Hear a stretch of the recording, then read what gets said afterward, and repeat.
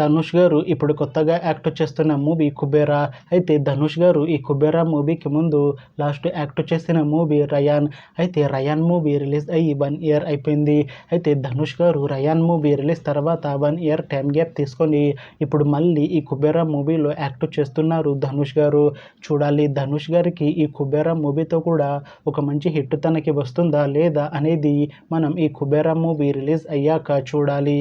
అయితే కుబేరా మూవీలో హీరోయిన్గా యాక్ట్ చేస్తున్నారు రష్మిక మందన గారు.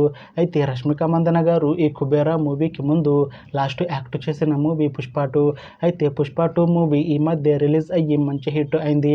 అయితే రష్మిక మందన గారు పుష్ప 2 మూవీ రిలీజ్ తర్వాత కాస్త టైం గ్యాప్ తీసుకొని ఇప్పుడు మళ్ళీ ఈ కుబేరా మూవీలో యాక్ట్ చేస్తున్నారు రష్మిక మందన గారు.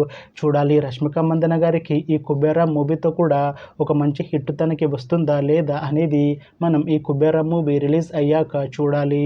అయితే కుబేరా మూవీ టీం ఈ మధ్య ఒక చిన్న టీజర్ని అలానే ఒక పాటని విడుదల చేసింది. అయితే వాటికి మంచి రెస్పాన్స్ వచ్చింది.